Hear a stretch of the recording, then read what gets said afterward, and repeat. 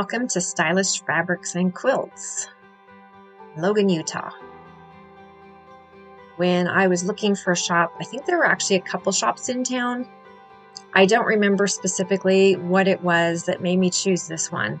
I think it was the fact that this was opened by the Carlson family in 1958 and they still own it. And I just think that's fantastic when you have a family that's invested in the business for such a long period of time. So they are celebrating 65 years in business this year.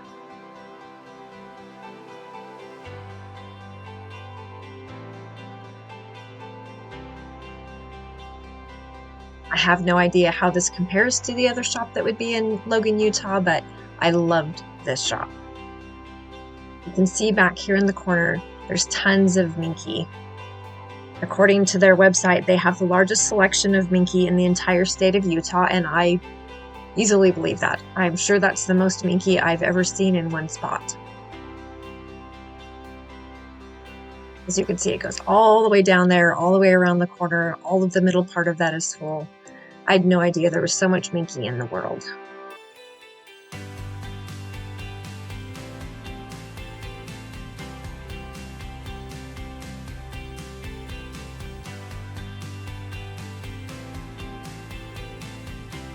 Now, I did look at their website as well, just to kind of see what other sort of things they have on there. They have a lot of classes and a lot of events on their calendar. I like that their calendar shows the events very clearly, so it's easy to see when things are going to be. And they have kid classes, sewing classes for children, and also a kids summer camp.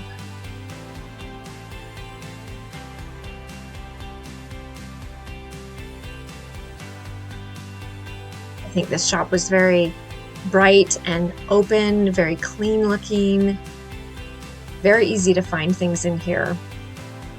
And if by any chance you had any trouble, there was the nicest group of ladies in here. We had such a fun time chatting with them and talking about our travels and things they've wanted to travel and do and adventures around. We had a great time in there. I think we spent more time in this shop than probably any other, just talking.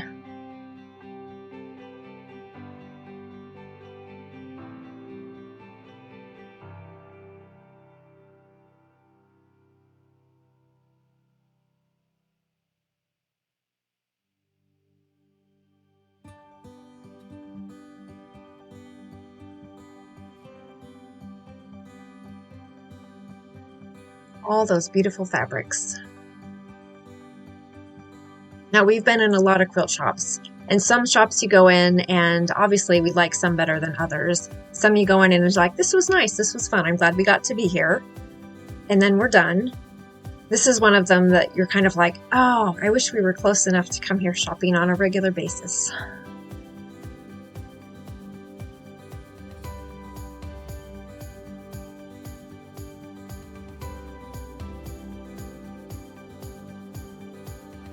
They have a lot of machines. They're actually authorized dealers for Bernina, for Handy Quilters, and for Juki. They've had Berninas, it sounds like the entire time they've been open. And so they've been doing repairs on them for over 40 years.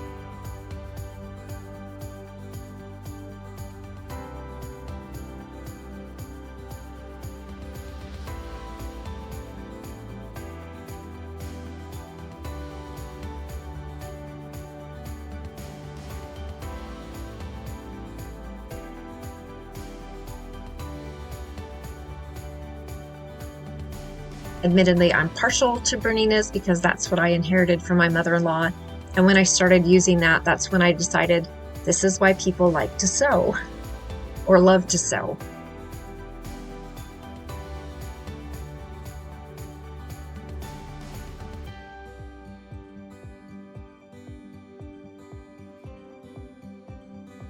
Now, this is like downtown area kind of, so parking it's not like there's a big parking lot there. We actually had to park a couple streets over with our trailer and walk to the store. But if you have a regular vehicle and you're not towing a trailer, I don't think parking would be a real problem. But it's not like there's an open lot there.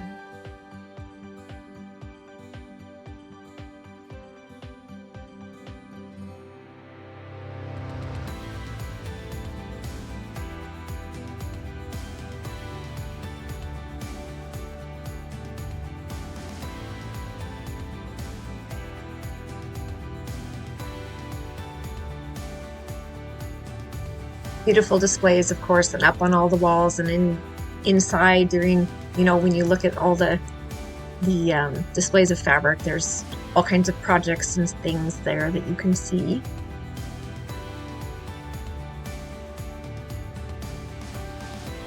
So little sheep.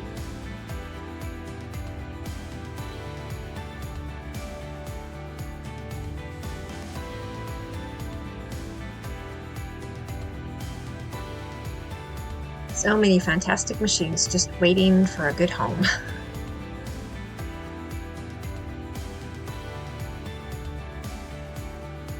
So thank you again to Fonda and the other ladies that were in there. We had so much fun meeting you.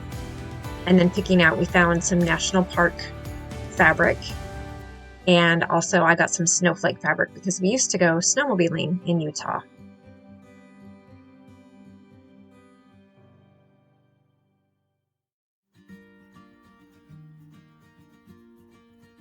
Oh, so I have a quick update on my hand project that I've been working on. I have gotten my flowers stitched on in the little centers, and I've now got my leaves glued on so they're ready to go. And I have to finish that, and then there's a little bit of embroidery. There's also some words that were on the original, and I have to see if there's actually room for them to fit or whether I want to leave them off or change it and put something different on there. So that's where I'm at right now. So I got my stitching done on my little wall hanging. I decided I wanted to change the wording. Wasn't thrilled with the quote, and since I made it smaller, I wasn't sure it was actually going to fit. So I've changed it, and so I spent some time figuring out how I wanted the letters to go, and I got it all written out. And now I've decided I don't think it looks like the letters are large enough. So I like the scale of these letters better, but it does make it kind of difficult to fit everything in. I think this looks okay, but I really did like the kind of curve that you had with the letters that I had before that were smaller. So I decided that I needed to redo, like make a curve and write the words on the curve and see how that looks. So I've done that, and I think that's what I'm actually going to go with, and I have it traced out, ready to go, but it is actually, it's now pinned to the back so that I could make sure I had it in the right spot and getting ready to trace it. So hopefully I have it good because it's where it's going to be now. So I'm going to start tracing. So now to trace it, a window works, a light box is fantastic. This is what I do. My flashlight on my phone, I have a clear Pyrex pan.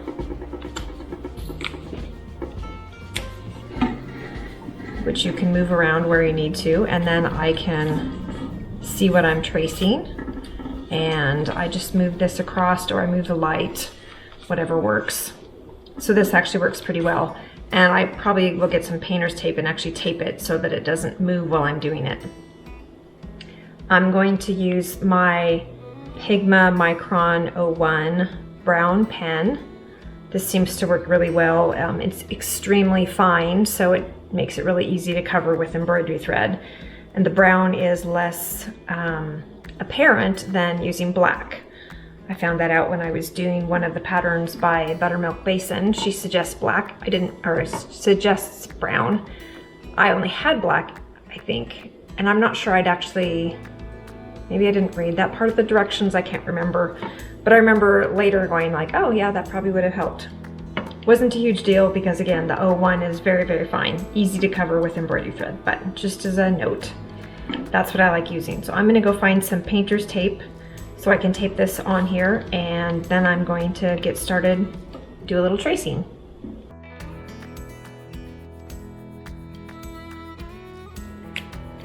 Shouldn't need a ton of tape, and then again, I can, like I said, I can move this so that I don't have to move the fabric until I get to the end.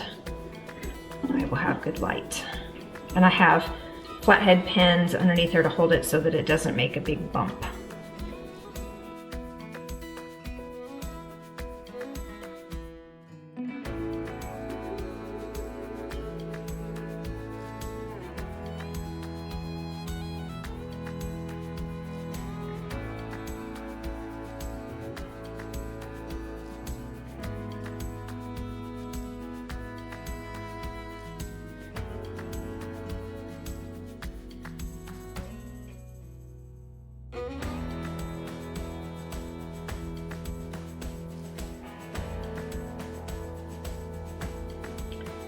Okay, so I think I have got all of this part traced and I want to move it, but before I do that, what I want to do is get my phone out from underneath here so that I don't have light underneath. And then I want to double check and make sure that I can see all of my letters and that it's all there. And sometimes you might miss a line or part of a letter or something. It's easy to do, and you can't tell when you have the light under there because you're seeing the pattern coming through. So this way you can check and you can make sure, yes, all the lines are there, because if I move this and then realize I had forgotten something, trying to line it up again would be nearly impossible. So double check that, I'm ready to go. So I'm gonna go ahead and move this on to the next section. I'm not gonna bore you with sitting and watching me trace the whole thing, but I'm gonna finish getting this traced and then I can start doing embroidery, which I love doing. Yay! So I've got all my words done, and I was going to show you how I did my paper back here.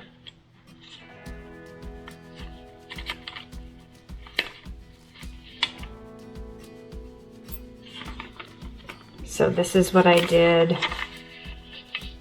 I drew my size, did my words on there. As you can see from the erasures, I redid it several times until I got it exactly like I wanted. Then I traced it over with black ink. And these I did have separate, so that was a little trickier to place them. This one I was able to put it up against a window and figure out like where I needed it and pin it, and that was easy. This one, I did kind of the same thing. It just was a little more complicated. Wasn't quite as simple to get that placed, but I think I'm very happy with how everything looks. At least I sure hope so, because now that's the way it is. It's permanent ink, so I better be happy with it. So I have to do embroidery on the words. I need to do some antennas for the butterfly. I haven't decided if I'm going to do, I've thought about doing some little white dots around the star or something inside the star, and I might do some little, I guess it'd be stamens for the flowers here. I'm not sure exactly what else I might do embroidery wise, but just get that embroidery done, and then I can layer my quilt sandwich and get it basted and get it quilted and then get the binding on it and hang it up in my house. I can't wait. So now it's back to work on the trip quilt. I was quilting on the bear quilt and I ran out of thread, so I need to get back to work on the trip quilt anyway. So I did actually draw all my pieces out that I have so far. Some pieces that are of course a group all together, and I have a couple that are still separate little things. But I got those all set on paper. I have measurements on them, and so then I started figuring out what space I still needed to cover and what I wanted to do for those spaces, and then I started making a list of what I needed to do. There's still a couple things I'm not certain how I'm going to do them, but mostly I have a plan. So next thing is cutting out a bunch of strips and then starting to figure out where they go, or set them where they go. Okay, and now I have a bunch of strips that I cut. I do need a good bit of 1.5 inch strips so that they'll make a 1 inch wide border around some of these different blocks. And so I cut out a number of them, and now I'm going to start cutting them to size, and then I will start laying them out on the design wall so that I can see where they go before I start stitching them together. Okay, well, this is as far as I've gotten. I've gotten some strips on the bottom of those two sections.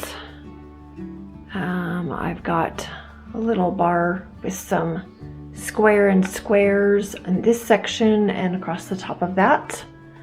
Got some squares and squares across the top of that section, and I've got a couple other random pieces sewn on. But I'm finding that most seams that I'm making, I'm cutting things the wrong size or sewing them backwards and having to pull them out and redo them. So I'm stopping for right now, and I'll get back to this again later when my brain's working better.